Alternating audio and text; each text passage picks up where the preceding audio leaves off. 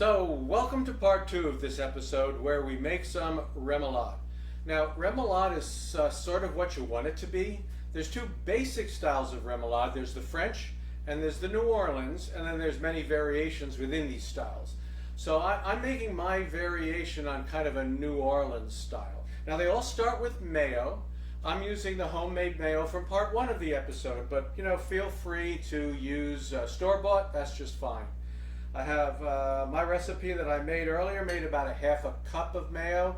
So what I'm going to add to that is 2 tablespoons of minced up cornichons, a tablespoon of minced up manzanilla olives, green olives. I've got a teaspoon of Cajun seasoning. I've got a half of a teaspoon of pimentón. That's a smoked paprika, very common in Spain. Spanish style paprika, some people call it. I like it because it adds a little bit of smokiness. And then I have an eighth of a teaspoon of cayenne.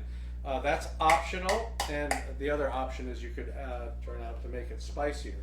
So I'm going to mix this all together in here, and then I'm going to give it a taste. Now I'm going to taste it for salt, and there's kind of a reason for that, which is, I have different Cajun seasonings in the cabinet. You may pick out a different Cajun seasoning.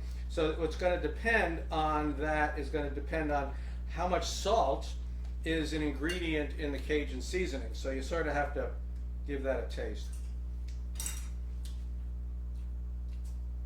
This particular one's pretty good. I think a little bit more salt would be nice, not a lot.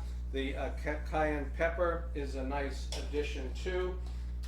So I'm going to mix this all up. Now it is in fact going to taste better after it sits for a while and all of those flavors blend up.